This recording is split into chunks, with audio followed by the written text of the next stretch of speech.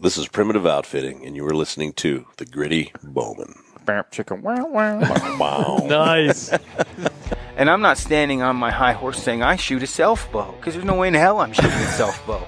When I say that, I mean that in a good Christian way.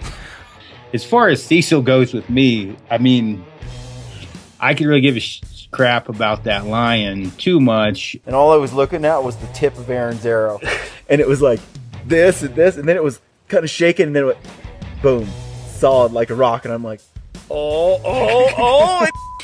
He's like, I gotta know if you hit anything or not. You never really show excitement, because I don't. I'm kind of always mellow. And this thing, ready to jerk a tear. I was running around like an idiot. Woo!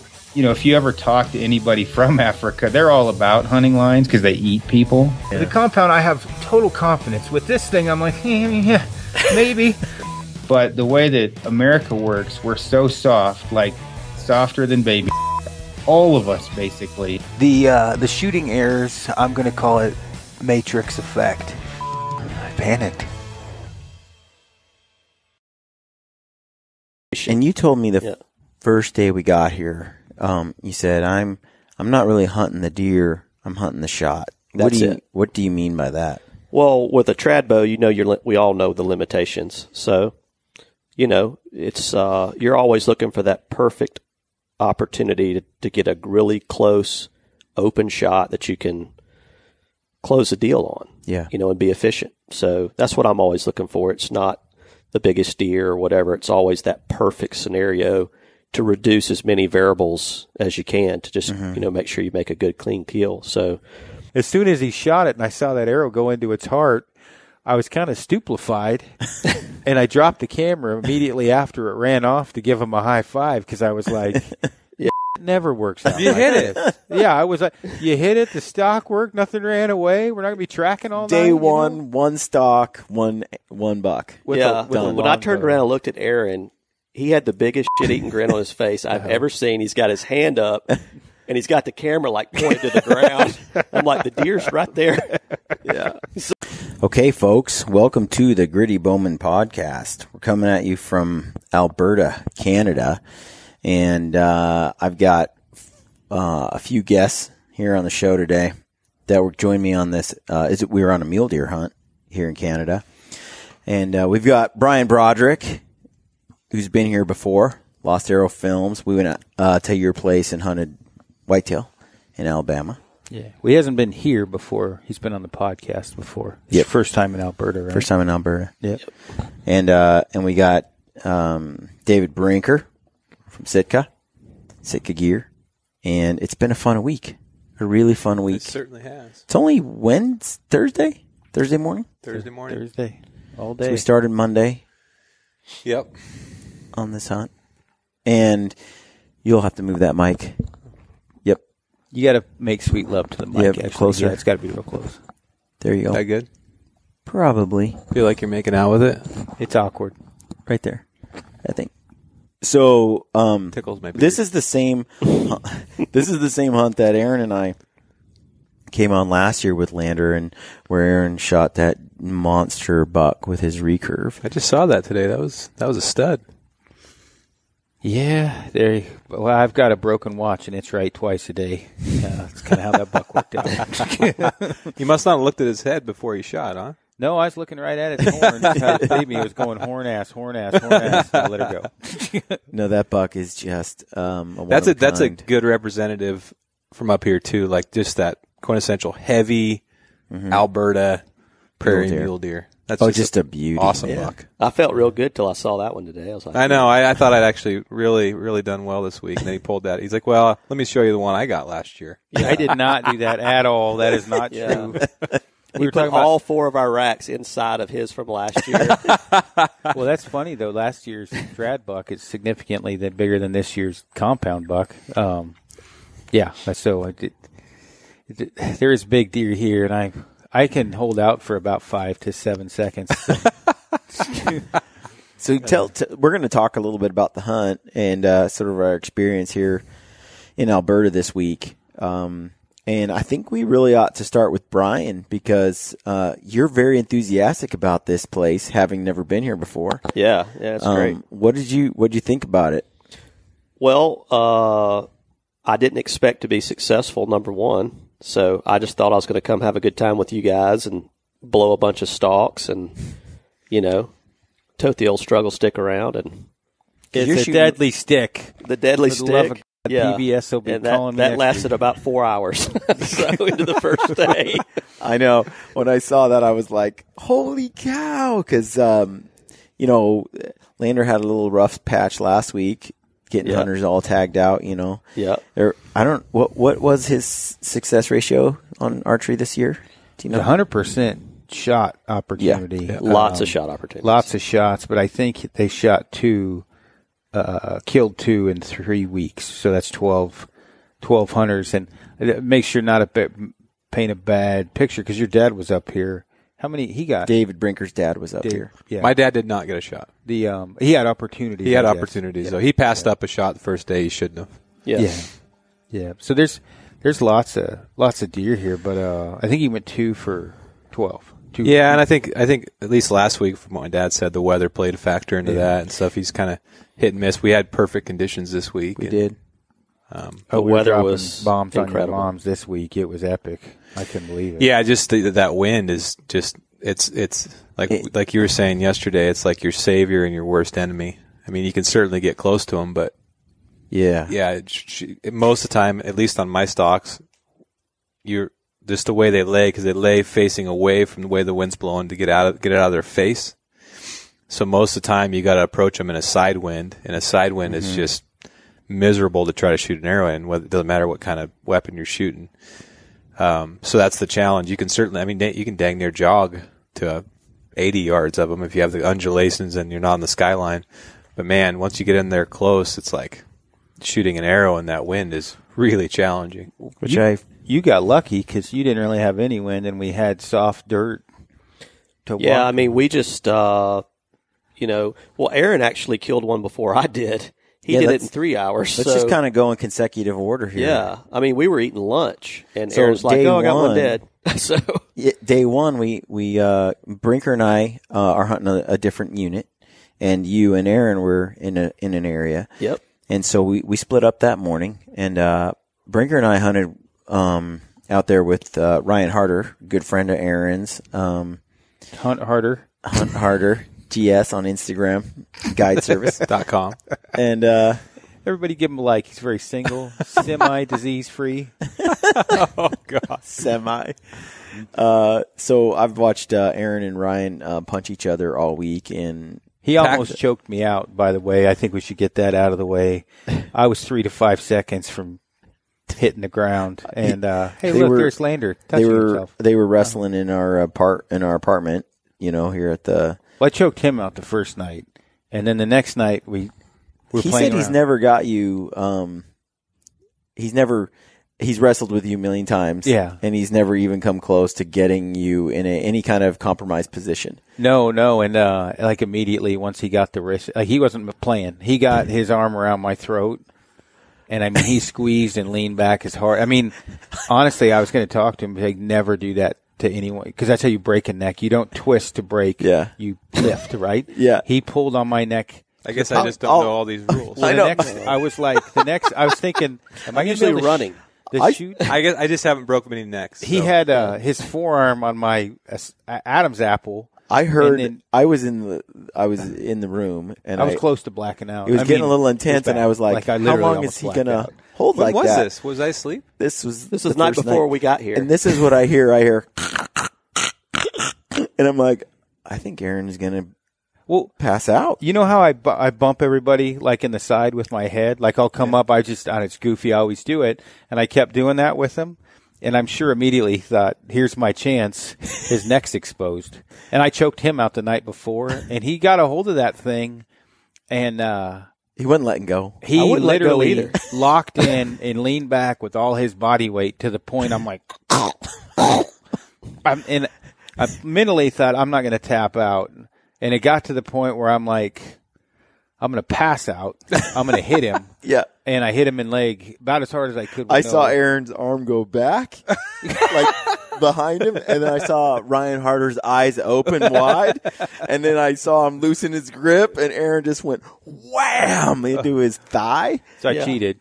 for sure. I would have. If I wouldn't have hit him, I would have gone. And harder let go because he was winding up a second time. He's like, okay. And then the next time sorry to have missed this. I about snapped his kneecap off. Were you in there for that? Uh-uh. Yeah, that was another ugly one. I got him in a toe hold basically, and thank God I did because I left the room. I can't. Are there rules around breaking the knee as well? Oh yeah, and I almost did it too. Like it was bad because with him, I think he had a hold of my throat that night too, and I'm like, you little bastard. So once I got a hold, anyway, he about choked me out, which he's very, very proud of. He was laughing about it because from now on, for the next 5 years, immediately when I'm seeing him, he'll be like, don't screw around, I'll choke you out. Because that's just how harder it is. We were in the NWT together, so he and I have a background. But he's a very, very gamey dude. He's a good hunter, good guide. Yep. Yeah, fun to be around, too. So Brinker and I went off with Ryan, and you guys went off with Lander. Mm-hmm. And basically, Aaron, you shot a buck in the first hour? No, the stalk took quite a while. But, did it? So tell us about this. Well, I was sitting at like a pump station. They're not a station, like a pump, just a pump with a little fence around it. I don't know, whatever they're called. Anyway, I was sitting in the middle of it. Like a well, I guess, yeah. A wellhead, yeah. About to freeze to death. And what was the temperature? It wasn't cold. Yeah. I don't like being the whoopee wrapped around me. I had it was like 62. 20 Celsius. Kelvin. I had the Kelvin light, and then I had the Kelvin, the heavyweight, the down jacket. I'll give you an idea on over that. I'm a wiener when it comes to cold. And then I had a puffy over my legs. Anyway, I'm sitting there, and oil rigs come through, like right when the sun came. It was right pretty off the soon, bat. And like 180 deer run in every different direction but mine, and like literally where I'm like, this hunt's not going to be. It's going to be a long day. This isn't good. There is no deer left. And I couldn't look at them all but bucks and does, and so anyway, I was watching, and 5 minutes went by, and 2 bucks and a doe came in, and one buck was probably 160-ish, one buck was 180-ish, and a doe. And I walked into the only place where he put me where you could potentially possibly kill him, which was this cattail patch. So if you can imagine, it's like 600 to 800 yards around. It's a bowl. It's just a big bowl of like 2-inch stubble. And in the middle of that bowl is a cattail patch that's like 150 by 100 yards wide or 100 by 80.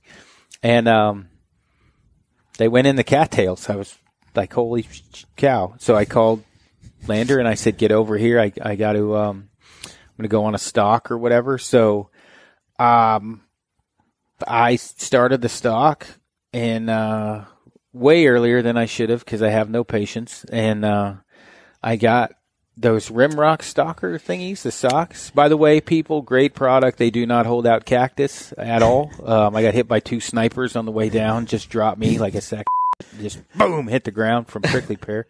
And I went about 400 yards or something, crawled over a fence, and there was that 2-point that's like 7 years old, bedded 45 yards away from me, which, and this is uncharacteristic of me, I didn't kill it.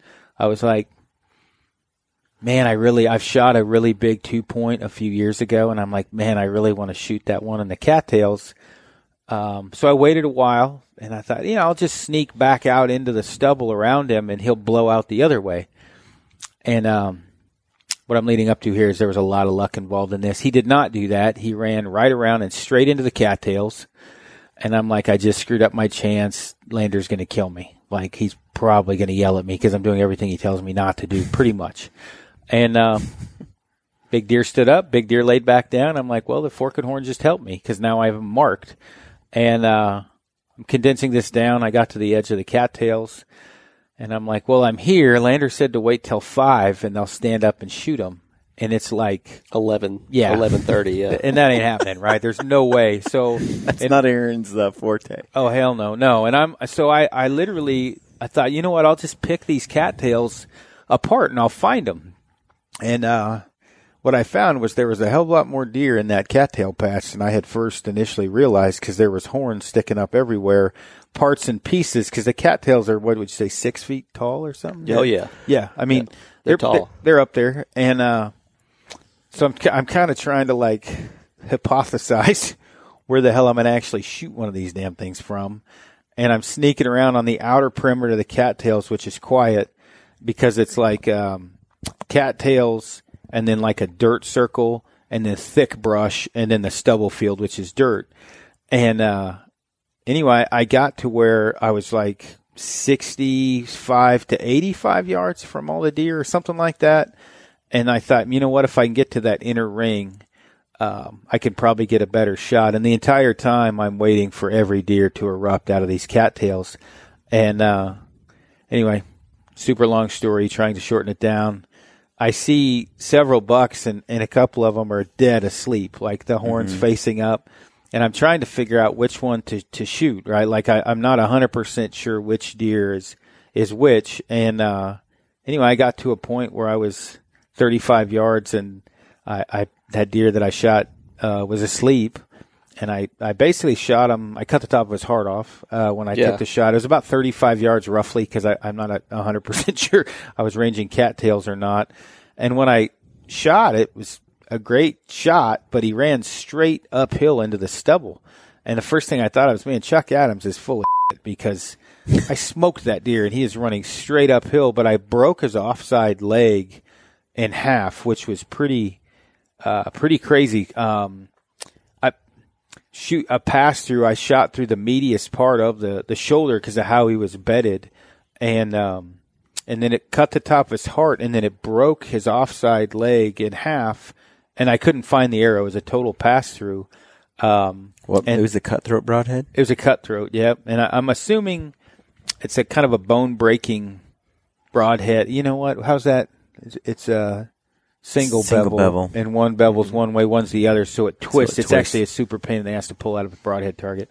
And it shattered the offside shoulder. Well, all of this happened, and I'm like, I can't believe this just happened. Wow, that is like amazing that I was even, my big butt that has no patience was able to get in there, and that I was able to spot him. So I was super lucky with all that. I was super lucky that nothing spotted me because there were so many deer. But when I shot that, the buck I thought that I had shot, he ran away. So I was kind of like, huh. Who did I shoot? I shot the wrong deer, I think. And the deer I shot's a great deer. It's fine. I was super happy. And that was pretty much the end of that. That was on the first day, and stalk probably took, I don't know, 3 hours or something, maybe 3.5 total of me actually walking, because I had to be pretty, I'd get out in the middle of that stubble field, and as stupid as it sounds, it is so wide open. It's such a big bowl.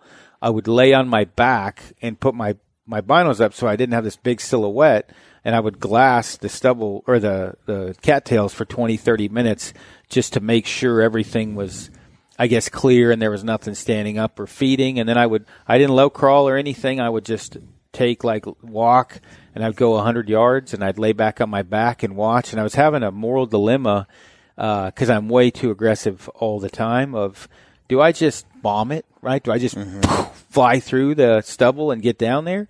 Or do I try to be smart about it and at least watch? Because, animals will pop up and feed or reposition in their bed. And once I got to the edge, it was so close, and I was doing an Insta story, crapping my pants, thinking this was going to, the world was going to erupt at any second, because just for the simple fact that I was between 30 and 60 yards from the mid group. About the middle of them was 54, I think, or 55. We basically came over, took some pictures quick, and you guys had a buck bedded. That's Broderick. Well, put all this in perspective.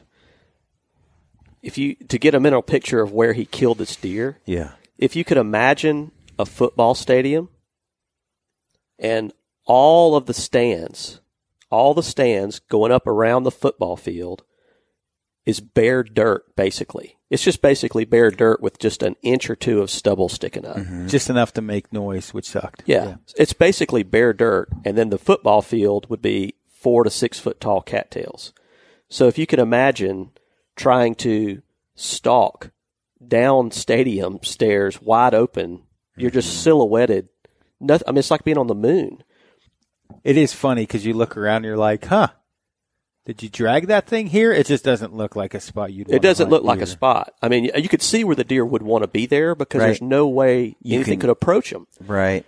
Yeah. I told Aaron, I said, I can't believe you did it because he's usually I'm all go aggression, no quit. aggressive. Yeah, there's no like crawling I mean, it's just like, So I don't know how he got from the top of the stadium to the field. Very, very sneaky. I'm not quite sure myself.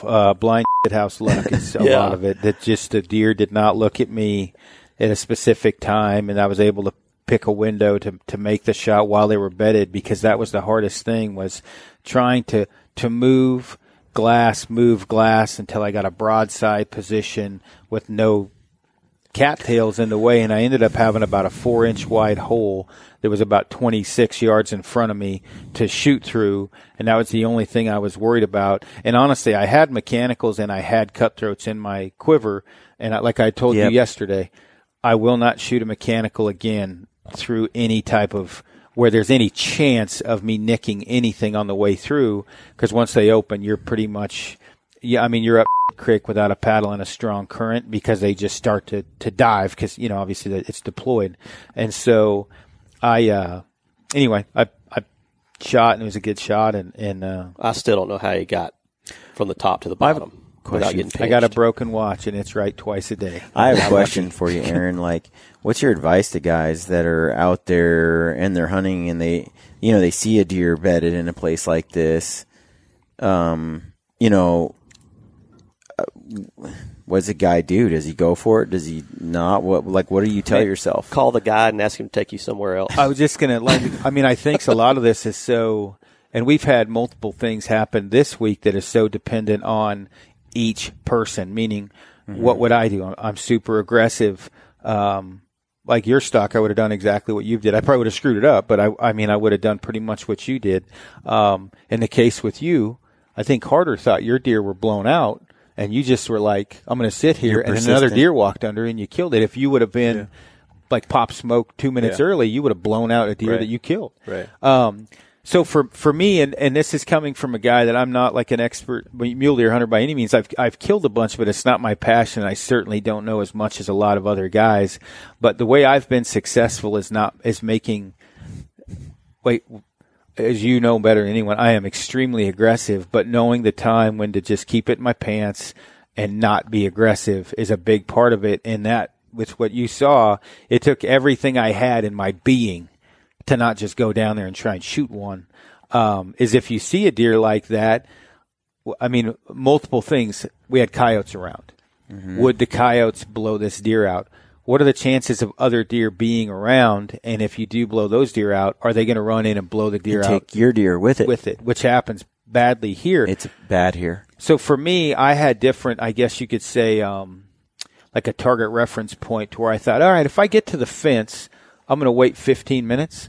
And if all the deer are still bedded, I'm going to go to, and you could see like different clumps of stuff. I'm going to get to that next part of the field. I'm going to wait 15, 20 minutes. And this is how my effed up my brain is. I have to time myself to sit that long because my patience and ADD kick in so bad. And so I would sit there and I'd be like, click, okay. And I wasn't clicking a timer, but I'm like, 10:32, 10:47, I will be going again. And I would wait that long and pick it apart. And I think if you're one thing you'll find with any successful hunter you talk to is they do not make bad decisions very often, and they capitalize on the opportunities they have. If you go into it, and I saw lots of comments, I just blow deer out, or how do you get close or whatever else. If you actually talk to some of those guys, it's piss poor decision making. It's pushing the wind too hard. It's missing maybe part of an equation that if you sat longer that you might be able to throw in. So if, for example, there was 2 does bedded on the off side of that, they would have blown me for sure because they would have been on the uphill side of that cattail patch.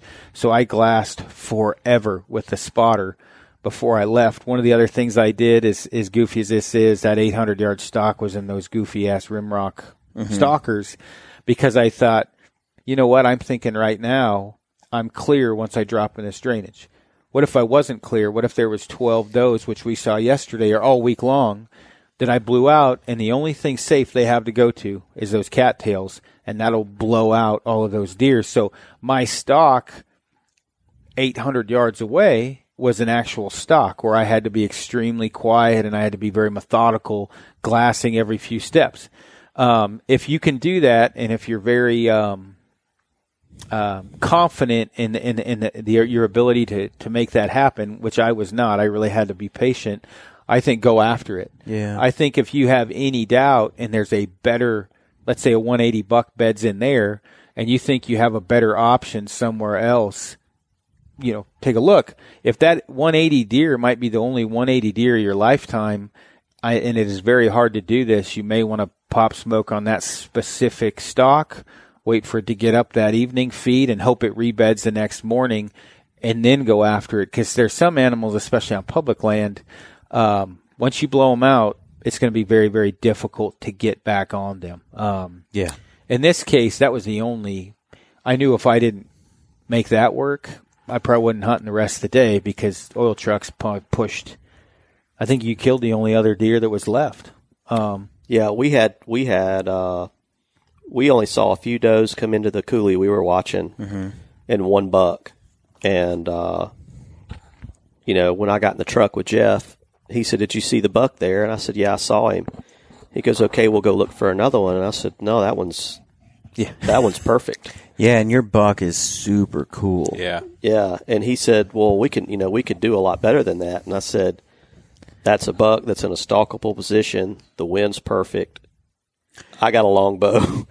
I'm going to go stalk a good good situation." And you told me the first day we got here, you said, "I'm not really hunting the deer. I'm hunting the shot." What do you mean by that? Well, with a trad bow, we all know the limitations. So, it's you're always looking for that perfect opportunity to get a really close, open shot that you can close a deal on. Yeah. And be efficient. So that's what I'm always looking for. It's not the biggest deer or whatever. It's always that perfect scenario to reduce as many variables as you can to just, make sure you make a good, clean kill. So, I told Jeff that's a good deer. It's in a good spot. The wind's perfect.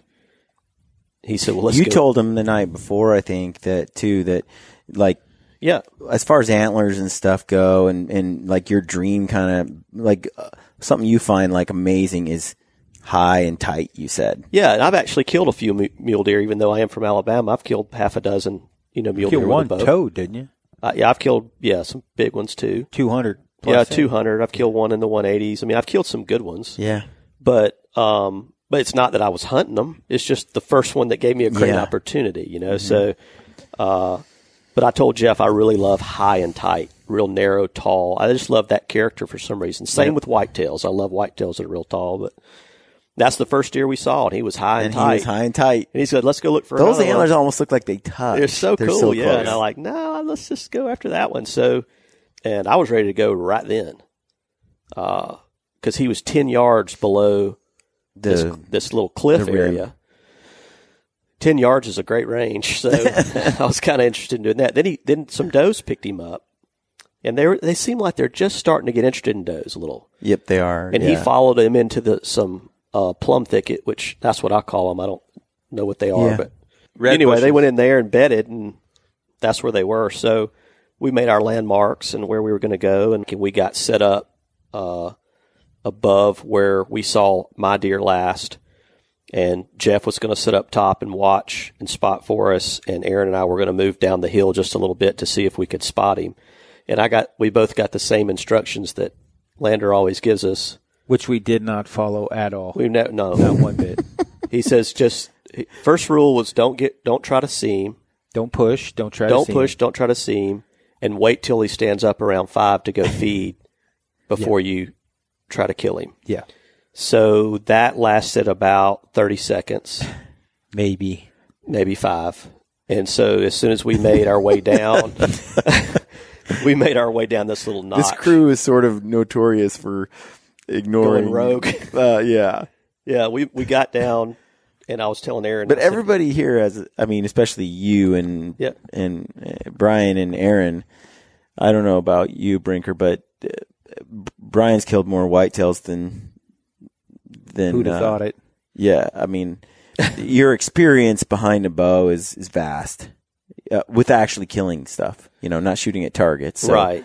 Well, it's anyway. So we got to the position to where we last saw him bed, and Brian's like, Broderick looks back. He's right there. And I'm like, oh, cool. We're going to kill him. And then I see him feed, and he's like, there's a bunch of does. And at that point, I sat my ass down because I'm like, this is where Snyder usually screws the pooch for someone else. I'm just going to go ahead and sit here in this hole. And so I did. And then go ahead. Yeah. So we both squatted, and the buck fed, and then he fed off this little 10-foot drop out of sight. And fortunately, we had watched from the other side, so I kind of knew the topography as it went up the coulee. And I knew kind of that he was just kind of feeding along the creek. And it's terraced. And it's, like a terrace. And we had this big, mound in front of us at about 75 yards, and the buck was probably at 100. Yeah. And then all these does come. And so we were both sitting there looking like we were being patient, but we were both quivering, waiting for the last doe to clear.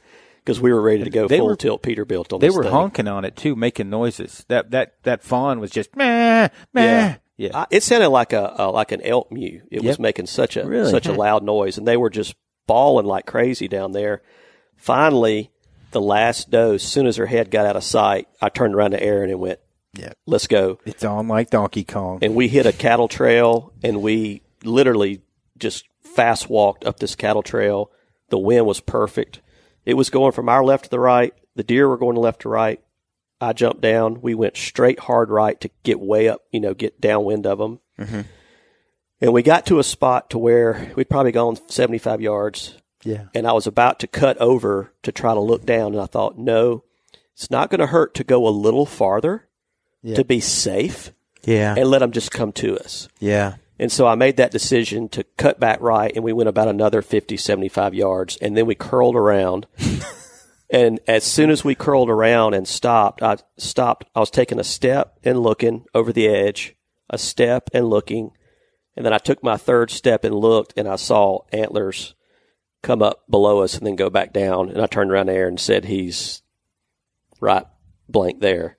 Yeah, well, first you said he's right there, and then you looked forward. Because I'm sure you were wondering if everyone's right there is slightly different. Yeah. And you looked back and you went, he's right effing there. and I looked and I'm like, I can't see his antlers. He is really right effing there. Like he must be because it's so steep. It was so steep. Yeah. I couldn't see him. Yeah. And so he started to kind of feed out, and I kept my eyes to the left to make sure there weren't any does moving in that would cut us. Yep. If you hadn't been conservative and gone back, we'd have come out behind him. And the wind would have been... We'd have blown him out. Yeah. So you just figured, hey, man, it's why not just drop low? It doesn't hurt a little bit. Yeah. And he'll eventually feed up to us. Yeah. And we caught it by... 5 seconds later, we'd have been hosed. And this is one of those times where aggressiveness paid off, because if we wouldn't have hightailed it down that trail... Now, we were smart about it. We wouldn't have done it in tall grass or noise or whatever, but you could really move on that cattle trail. Make tracks. Yeah, you could. There was hardly any noise. We had enough wind where there was at no time, which happens throughout any hunt, where if you're helping a guy, there's always times where you're going to be like, what's he doing? Or we're going too fast. Even yesterday, we were talking about it. We're like, you and I, we're going to blow deer out. We need to stop. I think we said that 4 or 5 times. Like, we need to slow down. When you were going, I was like... I like this. We're moving right along. This is perfect. And I think that, you talked about it. Most guys wouldn't have made the decisions that I agree with that you would have made, and that would have cost them that animal. Like when you first saw it, the first thing I noticed is you didn't move. You were like a stone for 5 minutes until all of those, there was no peeking your head around looking, which I'm guilty of. There was no anything like that. You just stood there and you just waited. And once they were all gone, you literally looked back and went and looked at me and pointed. And then we cooked it. Yeah, you were smoking. It was awesome. I'm like, it's my kind of hunt. Yeah. So we got real lucky. And so he was raking his horns and feeding. He's 15 yards. Wind's perfect. Aron comes up another step, and so he can get the camera on him. But he had some brush there, and he turned, and he started to feed out a little bit. And the wind was good, but it wasn't perfect. Mm-hmm. And so I didn't want to just sit there and just hope that it would keep working. So as he fed out, quartering away, I was watching his right eye, but I was also watching back up the coulee to make sure none of those does had come in their sight. Right. And so as soon as his right eye turned enough to where I couldn't see it, I just went step, drew, and killed him. And it was just before he even knew what was going on. How far was the shot? 15 to 18 yards.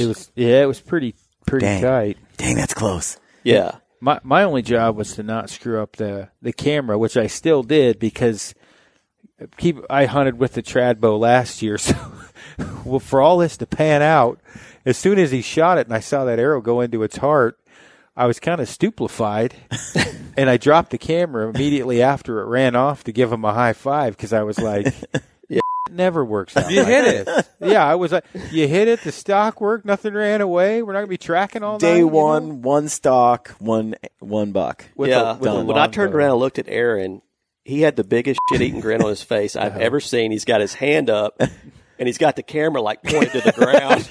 I'm like, the deer's right there. Yeah. So I was more excited about your stock than mine. He was so pumped up, and then he picks the camera back up, and the deer ran, 75 yards? Yeah, I caught at least 47 yards of that after I picked the camera. Yeah. The deer runs 75 yards, full view, stops, does the little wobbly, and just falls over. And then more high fives ensued, and we were just both sitting there going, did this really just happen? And then we started laughing because we knew Lander's up there above us just dancing a jig, just thinking, oh my gosh, I can't believe this. Two hunters on the first day, tagged out. Yeah. So here's the great part about hunting with Aron. I didn't really know what he was doing behind me. Mm-hmm. I never know what he's doing back there. Yeah. So, but anyway, meatloaf. I never really looked back at him. I just trusted he was doing his thing. The beauty is when you get one on the ground, as fast as you can cut it, he can carry it out. And that deer was literally photoed, cut, and to the hill in 15 minutes. Yeah, it was glorious. You cut quarters out, and I grabbed both the quarters and he just cavemanned them. He just had the legs over his shoulder and humped him up there. And of course, Lander's smart. He just takes his time walking down the hill until we get everything to the top. He's like, "Oh yeah, good job." And then he took a different angle so we couldn't hear him breathing hard when we all walked out the last trip. Yeah, yeah. But I mean, it was over too fast, though. I mean, But I enjoy hunting with others. I think you guys know that. Yeah. And so I was ready to The camaraderie is a big deal. What's that? The camaraderie is a big deal. Yeah. It's like what most of us, I think, are looking for, too. That was one of the coolest stalks I've been on, where I was right behind, someone where it's just different with a compound for me. I mean, it's when I say that, meaning I probably wouldn't have thought that before I shot a trad bow. But after shooting the trad bow and knowing the epic pain in the ass it is to get something on the ground with one, having him in front of me with a longbow. And one thing you're not a bragger. One thing you didn't talk about was when I saw you knock an arrow and your hand wasn't shaking, I'm like, this deer's going to die today. And then I looked at your legs and you didn't have typewriter leg going when that deer was right below us. And I'm like, and you were holding it and there was no shaking. And you took those 2 steps when you drew.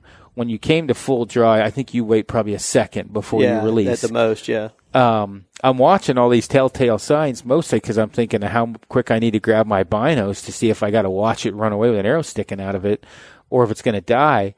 And when you hit it in the heart, I was just like, ugh.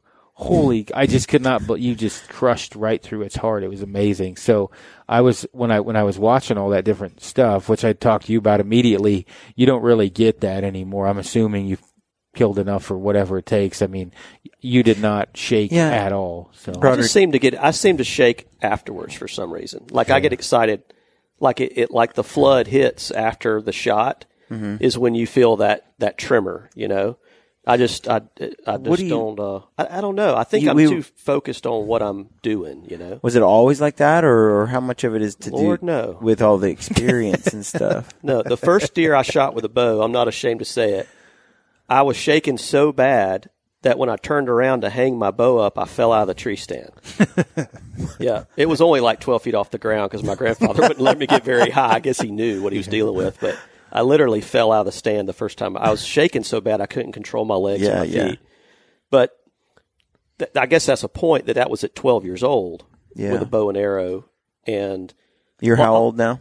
44. Yeah. So a lot of people don't have the opportunity at that early age to take a lot of animals with a bow. And Alabama, it's just, you know. Yeah, you were telling me, there's just something about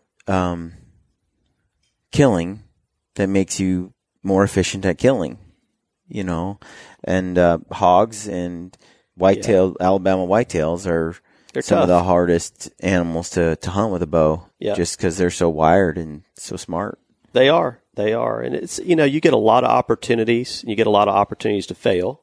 Mm-hmm. And when you're successful, if you pay attention, you learn from those lessons. And then the other thing is, the great equalizer for me in my life with a trad bow has been the hog. And I think God put hogs on this planet for trad guys because it's a pretty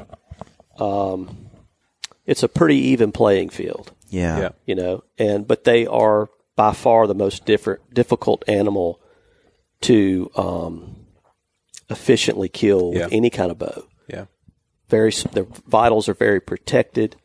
They're just very dense and tough. Mm-hmm. They can really hold a wound and go a long distance. So you just learn how to pick spots and take a good shot. And, the more errors you run through things, the better you get each time.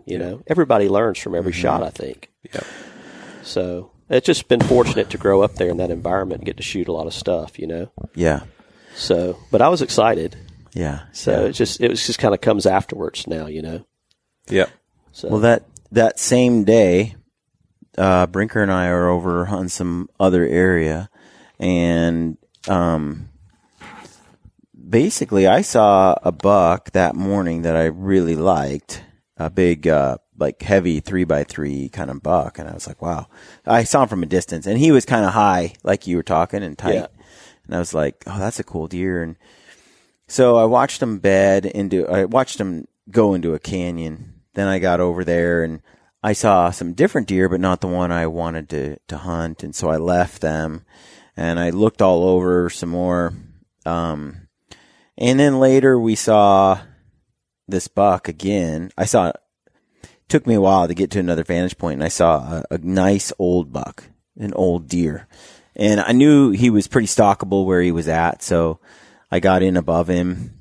Wind was good, and I kind of scooched in. And you had told me the night before, Bryan, I think it was you, but we had a lot of guys that were here from the last hunt hanging out, some of the guys from First Light, and we were talking just about hunting mule deer in this country and how sometimes it's almost, getting too close is a challenge, and then being too far away is a challenge. Like sometimes there's this sweet spot of distance. Right. Yep. Anyway, I snuck in on this buck and got to within, it was 40 yards.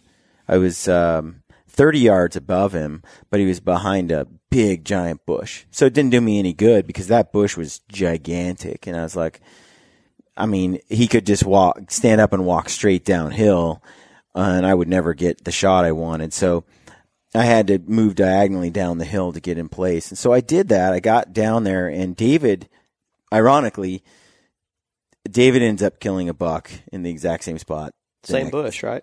Yep. The next day.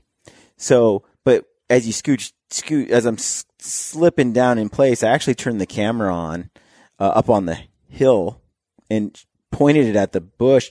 I couldn't see him in the camera when I set it up, but I was like, I knew he was right there. And so if he stood up, I was like, hey, the camera would be running, So I eased down into position to shoot this deer. It was your A7S.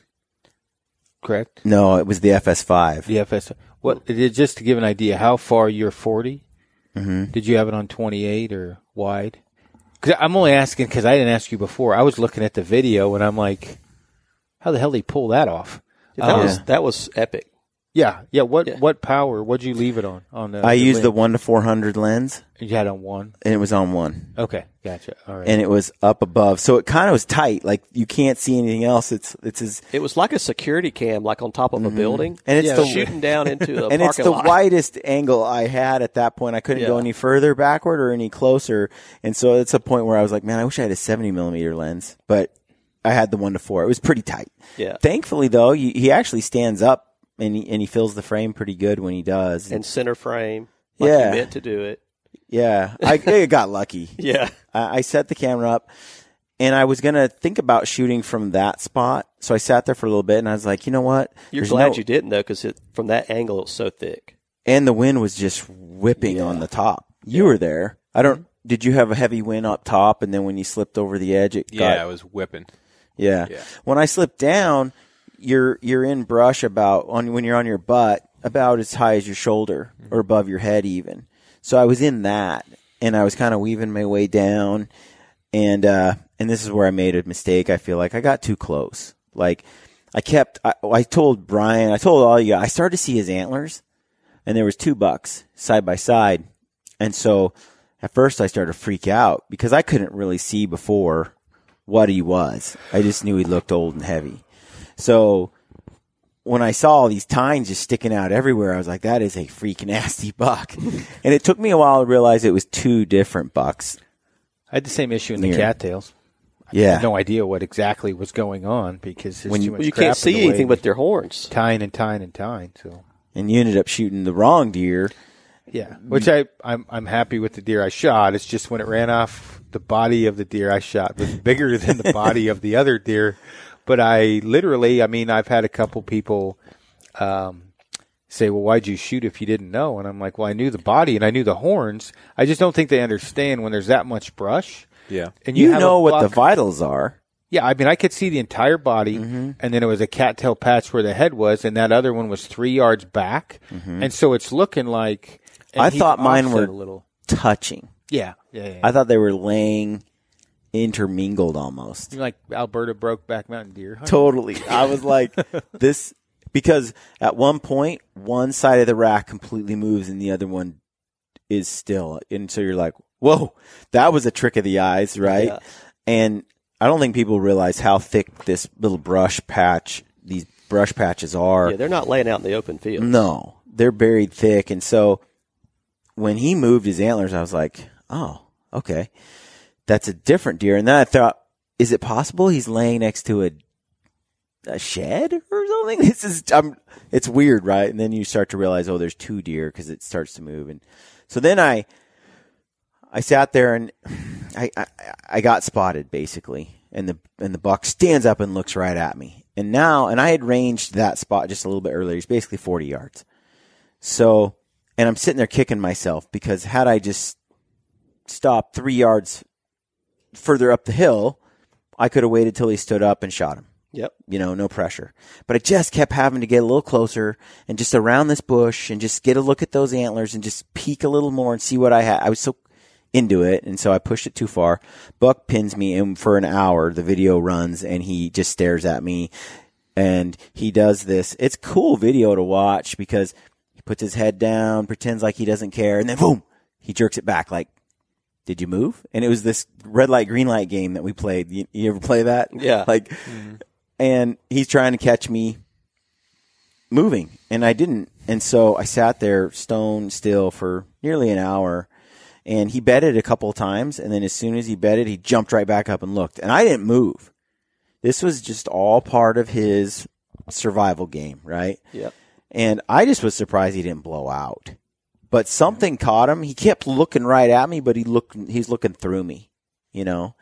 And I'm just in the camo with my bow right there ready to go, So I sat there for an hour, and it got to a point where, okay, he was calming down. This is the 3rd time he's bedded, and now he's really looking away from me or looking down the hill. So I'm like, I'm freezing to death. The wind's blowing. I'm going to draw my bow. So I'd get it. I drew it back really slow just so there was minimal movement. Then I got the bow back. Just as I cranked the cam over, he jerked up and stood up and looked right at me. And now he was like, okay, I saw something this time. And so I was trying to pick a shot, but his body was actually still too far behind the brush. And I was trying to see where his shoulder was and through the bushes. And then, thankfully he bounces out like 2 steps and stops. And I picked a spot on his body, and it was windy, pretty windy. And so that was one thing I've contested with throughout this later half of the season, is trying to shoot in the wind. And it was pretty windy, but I knew he was 40 yards. I settled the pin in place, and it looked like I had a window, and I shot. And disappointingly, the arrow ends up in his neck, and then it falls out. Like, literally falls out. It looked like it only went in just a few inches. And it was very little penetration. You watch the video, and I'm like, what happened, you know? But you ended up nicking a branch, as you found out. Yeah, when David and I watched the video, we both said at the same time, oh, I heard it hit. You could see it hit and hear it hit before it hit us. And Aaron, he said, you know, on the next, when I had the next opportunity, he's like, when there was bushes, he mentioned it earlier on this podcast, you know, shooting a mechanical when there's bushes, odds are, I mean, it probably opened up before it hit the deer. Which is probably why you only got 4 inches of, and we haven't really talked about this, but with your setup and that system, 4 inches of penetration on a 40-yard shot is not very likely that would happen. Yeah. But if it was open when it hit, and if the arrow was kicked sideways, it's lost all its energy behind that head. That's a momentum sucker for sure. Yeah. So the arrow, you see it on the video, the arrow goes in and falls out. It's like dangling as he takes a leap out of the frame, and you can't see after that. But I saw the arrow just laying there, and he stands there, and he's pissed. He's snorting and freaking out, and I get another arrow out, and by now he's kind of running around, and I don't know how bad he's hit or not hit, you know. And, you know, so I take another shot as he's kind of running around. I thought it was between 70 and 80, and I missed. I looked like I missed him, and so he runs, and David and Harder are there, and they watch him, and he goes into this tree thicket, and I ended up, I don't know what happened. I go, you know, settle down, and there was more bucks in there, by the way. Yeah. And they never heard or saw. They saw this buck, but they were just standing there, and I see him just kind of bounce out, but they never actually saw me. And so I end up putting my gear away, getting the camera out. I looked at the video because I was really curious. So about 20 minutes goes by, and then I decided to go and see the blood. I go pick up my arrow, and I look for the other arrow, and then I'm like, okay, well, maybe I can get another arrow in him if he's around the corner. And I go sneaking by, and I see Harder like running along a ridge. And then I knew the buck had busted out of the coulee, and I didn't know where he was going, but it did not look good. And so Harder got eyes on him, and he watched him run like a mile plus in Brinker. As fast as a deer can run. He didn't look like he was really any worse for the wear, and so that was really heartbreaking. Yeah, but you know what, though? I mean, we all kind of had the same opinion that it was not a mortal wound, but you still spent the whole next day looking for that deer. I think that's something important to talk about, because you didn't know this, and you haven't been on very many guided hunts. I haven't either, but I'm friends with a lot of guides. Lander wanted you to look for the deer the next day, even though it probably was not dead. Which I feel like you have a responsibility, you know, out of respect for the animal and the hunt to give it you have to look for the animal. So, but I think people need to know there's a lot of outfits that will make you tag your animal because he didn't address that to you. You didn't know that, basically. No. And that is, and I don't know how many places you've been like that. Harder's like that. Most places are like that. Yep. Yeah. You draw blood, you're tagging your animal. Yeah. Minus and maybe he told that to Aron. Yeah. Yep. And then I asked him on the way here from the airport. He said, if it's a mortal wound, but we don't find it. Yeah. Or And if it's, I think at the end of the day, the goal of it is not to be a jerk. The goal of it is to make people think about their shots. Well, he told me, he was very clear. He was a bit more stringent on Snyder. He said, if you want to take an 80 to 100-yard shot, I'm not going to stop you. If you hit that animal, and he said, I don't give a shit where you hit it. If you hit it, you're punching your tag. You're done. And I was like, yeah, I mean, it's a I was like, dude, I'm cool with that. Because he wasn't aggressive. Lander's not an aggressive guy. He was just very stern when he said it. I'm like, Lander, that's like a guy borrowing my truck that's known to drive horrible. And I say, hey, if you're speeding and you wreck my truck, it's on you. Right. Well, that's because you drive like an a-hole. I mean, you should be fine with that, right? And so Lander was like, I just want to make sure that you know when you take that shot that that's your deal and you've chosen to shoot that, which I respect that. I was fine with it. Yeah. But you didn't know any of that. So No. the next day when you were looking for it, you got to a point where you were pretty certain you weren't going to find it. The deer was fine. And I think I saw it. Yeah. I was pretty certain I had seen it, and I was like, it was still a little bit dark. I got the binos on it in the dark, and it was that high, heavy, and tight. Yeah. And it's exactly where it looked like he ran and bedded. Yeah. And so I got to that point right at the break, and so I was like, that's him. But I couldn't tell for sure, and then I was looking the whole rest of the day, and I was like, this deer isn't dead. I always thought it was slim to zero chance with 3 to 4 inches of penetration and the location and the way he ran. Yeah, that he this was not a mortally wounded deer. But I didn't know that Lander wanted me to spend the whole day looking. Yeah. So when I was like, he's not dead. What do you do now? I just looked the whole day till dark. Till the end of the day. The week before, a guy had wounded one, and he looked for 2. Now, that was definitely something that was worth 2 days, and they ended up seeing it, but that was a lung-looking hit, basically. Maybe single lung or something. But I think after you and I talked about it, it's important. In most places, when you go on a guided hunt, if you draw blood, your tag's punched. So you want to make in some places, the state of Alaska. Yeah. That's the law. Yeah. And there are some places where, guided or no, that's just the state regulations. Yeah. If you draw blood, you punch your tag. Yeah. Well, I think with Lander knowing me, where I've made shots from 4 yards to way farther out than, maybe I should have taken or definitely shouldn't have taken. He just wanted to make it very clear to me that it's your personal choice. Yeah. But if you unleash that arrow at a far distance and you hit it, I don't care if it's in the hoof. You punch your tag, and I was cool with it. That's respectable. I shouldn't be shooting that far anyway. So yeah, I think it's important to point out the way Jeff manages his hunters, his hunts. He's thinking of so many different things, including the animals, including the population here, the resource.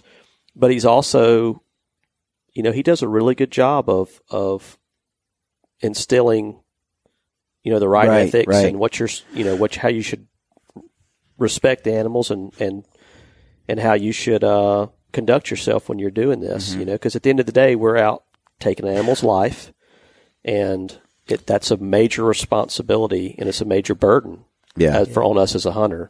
It helped make me scoot from 60 to 35. What's that? It helped me scoot from 60 to 35. Yeah. Well, and like I said, I haven't done very many hunts like this, right? This is it's a learning journey. Yeah, and so I wasn't upset. I wasn't mad. I didn't know that Lander had a protocol for this kind of thing either. Yeah. And so I just got a text that made me feel like I just got singled out. Like, you can't hunt anymore. Yeah. And so that I was just like, well, I'm going to keep looking for this deer, and I'm going to try to find it. I'm going to give it all I got, and I'm going to try to kill it, Yeah. So I did. I think once you and I talked about it, you understood a little bit better Yeah. from maybe a different perspective or different eyes is it's not a penalty. And maybe if you would have hit it, If it was a more mortally wounded deer, I'd feel obligated to punch. Well, you could have my spent the tag. rest of the week looking. There's been years where my buddies and I have hit something and been like, you know what, we're going to punch our tag. We're going to stop hunting because we've hit something and we know it died, and it just feels you can't like find it for one reason or another. Yeah, and in certain states, I that's a hot topic that comes up. Especially you'll have guys that'll be like, that really feel strongly that if you've hit an animal and it died, but you didn't find it, you need to quit hunting. Yeah. And then you have guys who feel the opposite, that feel strongly like until you have meat in your freezer, you keep going. Well, and I've talked to, after last year, I hit that elk in the leg, and there was a big, it is the internet, right? And it's a lot of shit talking. There was an internet debacle, and a guy said, well, you're breaking the law. And I said, well, I think you need to actually read the rules and regulations of your state, because at that I called the state of Colorado, and just a general question. I said, hey, I hit an elk. We spent several hours looking for it. It was a leg hit, and she said, yeah, you keep hunting. And I was like, really? And I just played dumb. I was like, really? And she's like, we take into account in our algorithm, whatever. For tag allocations. For tag allocations, wounded animals. And she said, it's your right to keep hunting. She said, as long as you've expanded every ounce of effort you have to look for it, even if it was a mortally wounded animal, but you just can't find it, you can keep hunting. It's an ethical choice. I called the state of Oregon, the state of Washington, Idaho, and 4 states. I remember this. And, cause it bothered me internally, cause I was just thinking, it's not dead. Like, I really want elk meat in my freezer, and I hit it, and I really just don't think I should have to punch my tag if the animal's not dead. Now, if the animal's dead, it's a little bit different story. That's a lot touchier, but if you shoot one and you nick it in the leg, we just saw your bull moose took a full on eye guard all the way to the bone, and he was ready to go mate again. He's fine, right? I mean, it was just, you're also left out there just really rehashing in your mind the shot, what you did wrong, what you could have done differently. Like when I went to look for the buck, should I have, backed out, gone a different direction? It wouldn't have mattered on that deer, but maybe so. But on that deer, the deer wasn't mortally wounded. So basically, Lander consulted all of us and said, hey, you've all seen the film. Yeah. The film was the great equalizer here, because we all got to see what happened. Yeah. And he said, I just don't think that deer, I think that deer's out there right now doing his thing, and we did too. And he said, I don't want to penalize Bryan for a deer that I don't think he's killed. Yeah, so I think he was very diplomatic about the whole thing. Yep. And he and I talked about it for a little bit, where if the next day you would have maybe a moral obligation if there was another deer bigger or the one you shot in the neck, you'd be a little bit obligated to shoot the one you'd already, put an arrow into. Yeah. And this is people get heated over that, like super heated. Yeah, it's hard to have what's the word? Constructive conversation. Constructive, yeah, exactly. Because I remember how hateful people got at me when we hit that elk, and I didn't have any problem posting that I had hit an elk and I didn't find it. I got called everything under the sun in messages about you're an unethical, unmoral. And I'm like, but that's the internet. I just hit it in the leg for love of Pete. And I've seen, bulls with horns sticking out of them, shot in one lung, breeding the next day. And I'm like, it was really just a flesh wound, guys. Come on. It's like, it wasn't, you don't want to wound an animal, but I'm like, the elk is fine. Like, we tracked it for, a mile? I killed a bull elk that had 7 inches of brow tine jammed in it from another bull. Yeah. Jammed into the base of his neck into his shoulder that it completely just about healed over. Yeah. And he was out chasing cow. I mean, he was doing his thing with. They're unreal. They're unreal. Especially and what was elk. amazing is I hit that bull, and the broadhead literally turned up his rib and went between his flesh and his rib, and sliced his flesh open 2.5, 3 feet long. The next day, he was still out chasing cows with that flesh wound down his side. It already healed up, wasn't bleeding anymore. I didn't at this point didn't know he had a brow tine in him. But when I saw that bull, I said, that's really the bull I need to hunt, because I did not know what that wound was. Right. And I ended up killing that bull just out of pure luck. The crazy part of that story is, which is off topic, is 2 days later, my hunting partner killed a bull with a broken brow tine.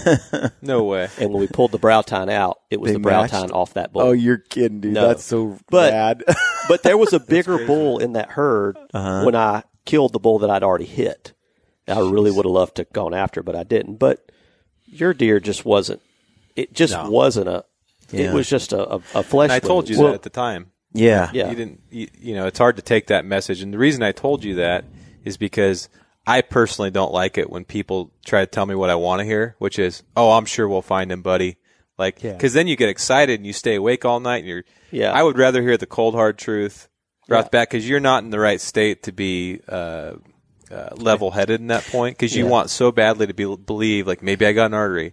Yeah. Maybe I in clipped my mind, honestly, I'm like, my mind was baffled. Like, I just couldn't logically put my shot on what I thought was going to be a heart shot into, like, the result. The neck. Yeah. Like, at some weird angle with no penetration, dangling and falling out, like, within one bounce. Yeah. Like, none of it made any sense to me. Right. I was just sitting there, like, in bafflement and utter disappointment. So it was really nice to hear, David just be straight with me. But anyway, you spent a whole day looking. Yeah, and ironically, when I was out there looking for this buck, I'm on this knob, and David and Harder are not too far away, and you can see where they're at. And I said, "Hey, I see another deer." And ironically, I saw the deer in the exact same spot I killed my deer. And there were multiple bucks over there. And so David and Ryan and I set up, glassed for a while, the deer over there in these bushes. And there was one buck that I thought was pretty old and heavy. I was like, he's an older deer, for sure. And pretty nice. And the more you look at him, the better he looked. Like, you're like, oh, wow. That sort of thing seems to happen a lot here. And but I saw a lot of deer walking through, and I couldn't believe, at first I thought it was my deer back in the same bed with his other buddy from the day before. I was like, I told these guys, I'm going to do backflips if this is the same deer bedding up in the same spot that I shot him in the day before. But once we got glass on him and really took a look, we could tell it wasn't the same deer. So David debated on whether he's going to stalk this deer or not. And tell us what happened, dude. Yeah, I mean, my goal was to shoot a mature deer, and this was definitely a borderline. I mean, he was mature.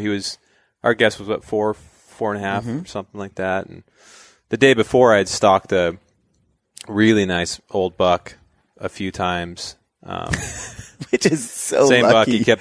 I kept blowing it, and he would go, not too far and lay down again. He had, I think when we first spotted him, he had 4 forked horns and 9 does with him. Mm-hmm. So not that many eyes then. Not that many eyes, not that many nostrils. But you got amazingly close. Again, due to the crazy wind up here, you're able to slide in fairly close on these things. The problem in those situations with that old buck was just getting your bow drawn or doing anything without the committee checking it out. Yeah. In fact, the first time I got on him, I peeked over the grass and I'm like, oh geez, the forked horn was laying like 25 yards. So I got my rangefinder and I'm like and you can't range through the grass. You got a gangster range. You got a gangster. And I tried the gangster range, which is turning the rangefinder sideways because the laser sits lower than the ocular piece. I tried the gangster range, and that didn't work either. Anyways, I thought I was out of sight of the does, and I looked to my right, and there's a doe stomping up the hill to me. I'm like, well, this is blown. Deer run off, and the buck runs to 83 yards and just starts chasing does again. And I'm like, oh, so I just sat down in the grass and just let them relax again. And anyways, I got under 30 yards of that buck twice that first day, and he was a 5 or 6 year old buck, really nice buck, pretty. And it just didn't work out. Both times I got close enough to shoot him, the does kind of screwed me over. So this is all day one. I mean, we were pretty close to day one was tagging out. Yeah, day one was really good. The wind helped. Wind and is your hurt. friend. Yep. And then so the wind is blowing so hard here that when it's like that, these deer can't hear the same way. So you can get close. Yeah. Well, it just drops one of their senses off. Off of consideration, not completely, but it gives you such an advantage. I mean, more than one in a sense, because the wind doesn't shift. It just blows hard in one direction in general. And then they have a hard time hearing. Yep. Yeah. So, there we are on day 2, looking at that buck, debating on whether he's old enough to go after. And we just decide that we know where he's at. We'll come back there later if we can't find the bigger buck I was on the day before, which was in the same general area. So we spent a few hours just kind of looking around that basin, did a few mile loop probably looking for another older buck. And the whole time I can just remember this elk season, I passed up a younger bull on September 17th at 15 yards. And I'm just not a trophy hunter. I'm used to just kind of shooting what comes by me. But I passed up this bull because I had a really good hunt scheduled for the end of the month of September, and I kind of regret it now. And so as we're walking looking for another mature deer, all I could think about was like, why don't I just stalk?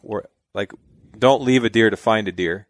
You have a deer in a really stalkable spot, and he's a nice deer. And it was a nice deer. It was an older deer. And I kept thinking back to what Broderick, the old wise man, said: "Hunt the shot, not the deer." I did think about that too. It's a really huntable spot. And I kept looking at the wind. The wind wasn't really ideal for that spot because it was kind of, I call it side winding. I don't know what anybody else calls it, but like you can kind of just inch your way, but eventually your wind's going to hit them. But you can kind of get as close as you can to them, and then you just got that's as far as you can go. How many deer were there? Because I had 2 bucks. Well, I don't even think we really knew because that brush is so tall, and we didn't have our eyes on it like right at daylight. I knew there were 2 bucks in there for sure. We could see when we were sitting there debating. I think we could see 3 bucks and 6 does. 6 does. 3 bucks, 6 does. And so I knew there was that many there, and I had a pretty good idea when we decided to go look in some other country. I looked up there one last time, and I could see there was like a pretty straight line, like that. There was nothing this side of the line. All the deer were on that side of the line. Yeah. And I made a mental note. It's like I looked at the top. I can get right there. I'll be safe with my wind. So anyways, a few hours passes, and Ryan and I were talking. It's like I just turned around to him like, hey, I'm going to go. I need to go after that deer. I just feel like I need to. He's like, you can do what you want. And so we kind of got positioned, and I mean, it was so windy. I basically just walked really fast to within, I bet you to within 100, just like that. It didn't take me 20 minutes.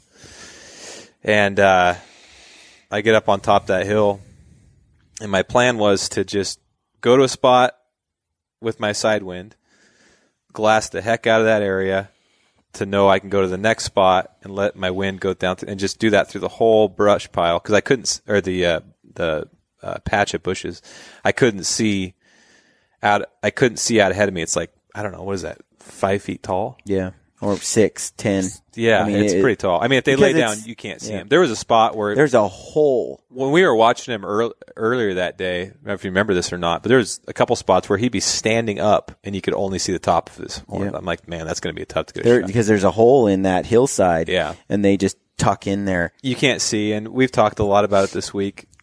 I'm like you, I haven't killed a ton of mule deer, but I've killed some, and I've been around a lot of people killing mule deer and a lot of pretty good mule deer hunters. And one of the things I've learned the hard way multiple times is it's really easy to get lazy. And like out here, it's so easy to skyline. and those deer can see from. It's their only job of the whole day to look for stuff coming over skylines and listen to their senses. So sometimes I'll be like, I bet you I can skirt across that little hill right there, and he probably won't see me. And I've just learned if I'm saying he probably won't see me, maybe I should just go around it. It'll take another minute or two.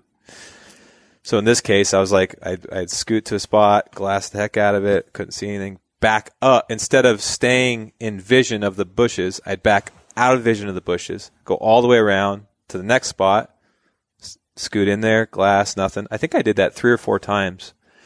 And I'm almost getting to the end of the brush patch where my wind is like side hilling. Like I think I have about 20% of the brush patch left, and I haven't busted a deer yet. So I either thought, well, maybe they left, or they're all laying on this end of it.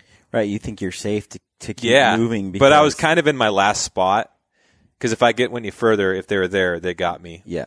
So I'm like, well, maybe they left. And to be honest, it was like I was in the stalk, but it was kind of a half-hearted stalk in a way because I was still struggling with whether I even wanted to shoot this deer or not. Right. You know, I was kind of going to decide in the moment. You're kind of like, if it really pans out nice, I'm going to do it. But if it doesn't, I won't be heartbroken. It's my first day or second day. Yeah. There's a lot of hunt left, and a lot of great deer. Yeah, and I just like the day before that bigger buck, I was like, it was like intense. Like I was, that was for sure what I was up here for. And, anyways, so I get to that last portion and some deer blew out below me. And they just to your right scream out. Yeah. They just scream out of there. And I just kind of sit down and I'm like, dang it. But, oh well, you know, and I'm like, but the brush is like this far above your head. Like you can't a foot really see over your head.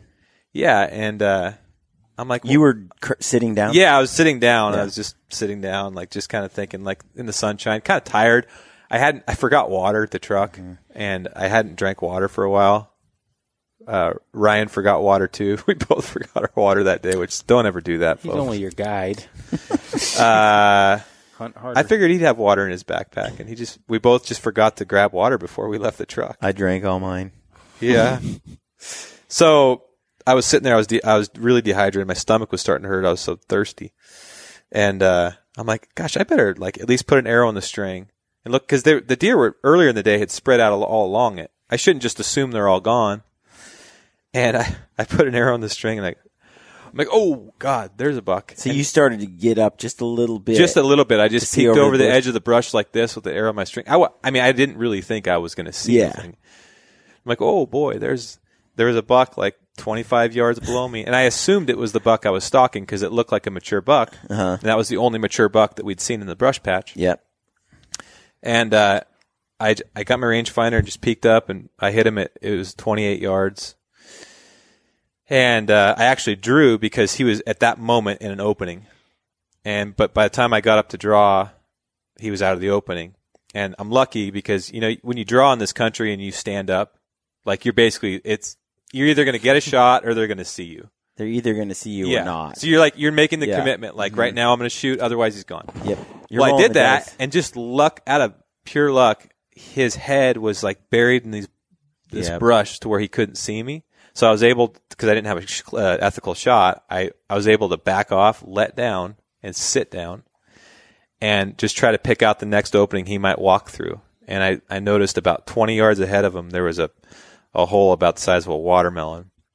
That you could shoot through. That I could cleanly shoot through. There was nothing between him and I. If he walks through, I didn't even know if he's going to walk through it. But, and this is all just a few seconds, but pretty soon I see him, he's walking right towards it. I'm like, pfft. So when he got about 5 feet from it, I drew it. I guess first I ranged it, and it was the same. It was about 25 to wherever my rangefinder was hitting, which, like Aron was saying earlier, you don't know if it's hitting brush. But, who knows where it's behind, hitting. In front, pretty sure it's my first pin. That's all I knew as an unexperienced compound hunter. And so his tip of his nose almost gets there, and I draw back, and sure enough, he walks right into it, and it was so windy. I didn't think I was going to be able to stop him because I didn't think he was going to be able to hear me. Right. But I did I gave him, I don't know, some noise out of my mouth to try to stop him. Just yeah, probably. something like that. Hey, dear. Yeah. And Look up here. shoot, like he heard me. It really wasn't that loud. He heard me and he stopped right. All I could Right see. in that. All I could see was liver, lungs, heart in the opening. And I'm shooting at a hinge release right now. And I know it'll go off in the first few seconds. I just don't know It's exactly. got It has a little safety on it. the sweet Yep. spot. But I know it'll go off within a few seconds. I just don't know exactly when it's going to go off, which is kind of the beauty of it. But when you have a shot like that you kind of got to be quick, it's a interesting release to shoot. But I've chose to do that. Yeah. So when I was on him and Holding. yeah, but like as soon as I stopped him, I started back tension and it just went off, which is usually it takes me a few seconds to get it to go off, but it just went off. It was beautiful and it went right through the hole and just blazed through him and he ran off and I lost eyes on him for a minute and I ran out the other side and I was just frantically because this is really open cut. I can see for 3 miles and Ryan was right across the hill from me, so I knew he had eyes on it too, and I could tell he was frantically glassing. I'm frantically glassing, and pretty soon I pick up the deer. He was just going into this little. I don't know if those are aspens or whatever they are. Yeah, they're aspens. Aspens, a bunch of aspens across the hill from me, and I could tell he was going down. And I actually saw him go down, but I didn't know for sure, and I couldn't see exactly where I hit, so I backed off. I went back and found the arrow. Anyways, I made a big, cause the wind was blowing right to those aspens. I made a loop around the aspens and we sat there for a second and pretty soon, we spotted him. He was done right in there. It was pretty cool. How'd that feel? You know, I've had situations where that wasn't the case. So all those situations where that wasn't the case, like, oh man, that was such a relief. But I knew I made, because you knew you made it. There wasn't a bad shot I could have made. That was the beauty of the shot. It was if I got through the hole, it's done. Yeah. And it was awesome, and it actually ended up being a buck that I didn't even know was there. That's the thing is there was a big old buck there with big old white horns, but similar frame, but just old. And we never saw this deer in there. And so when I saw it, I was like, that's not any of the bucks we saw. That just tells you how thick that. Well, it also tells you how many dadgum bucks are up here. Golly, they're everywhere. Yeah, when I shot it, I just assumed it was the same one. Yeah. And then when we were walking up to it, I saw, because the buck I was stalking, I think, was a 3x4. It was like a wide 3x4 with wider horns and a little bit more mass. And Ryan and I were walking up this buck, and it's like, oh, that's a 4x4 that I've never seen before. So it was pretty cool. It was this country up here. I grew up going out to the desert in Oregon and hunting mule deer in the desert out in that open country.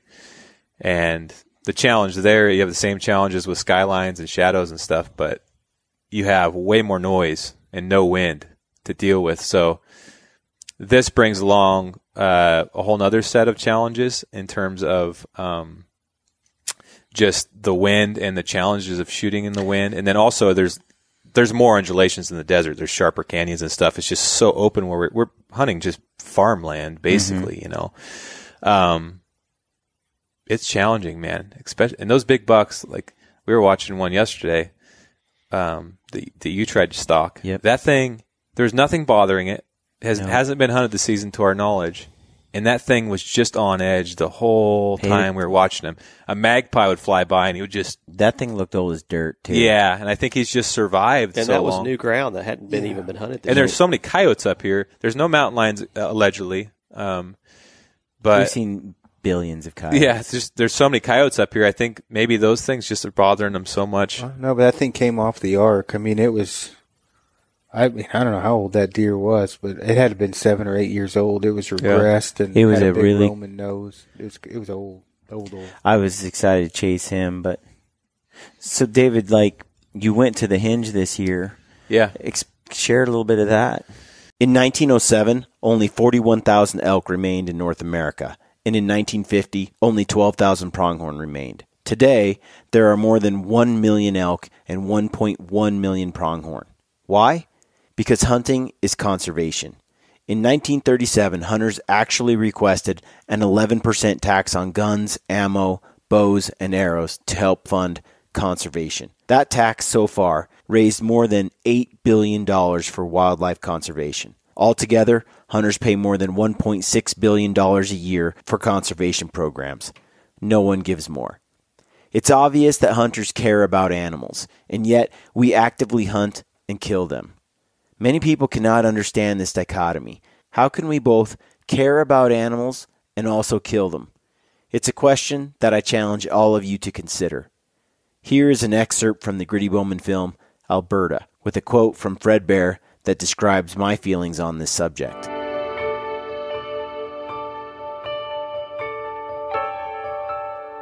The first shot on this buck was fatal, and it cleanly pierced his vitals, but he didn't go down. I hate to see animals suffer, and when possible, I will always shoot them again if I have the opportunity. I have tremendous respect for this buck and his will to survive. He didn't go down easy, and I have mixed emotions about that. At times like this, I am reminded of a quote by Fred Bear, which somewhat describes my thoughts on this matter. Quote, I have always tempered my killing with respect for the game pursued. I see the animal not only as a target, but as a living creature with more freedom than I will ever have. I take that life if I can, with regret as well as joy, and with the sure knowledge that nature's way of fang and claw and starvation are a far crueler fate than I bestow. I do not hunt for the joy of killing, but for the joy of living, and the inexpressible pleasure of mingling my life, however briefly, with that of a wild creature that I respect, admire, and value. We can argue as much as we like, but the fact is, hunting is man's oldest and most successful try at life. Every human being is alive today because our ancestors hunted. So it's a relatively new phenomenon for people to regard hunting as a cruel and frivolous activity that has no worth outside of personal gratification for the hunter. The funny thing is, hunting has increased my appreciation for wild animals and wild places, not decreased it. And as I watch society lose its ties to wildlife and conservation, I feel my bond with nature grow ever stronger in direct correlation to my time spent hunting.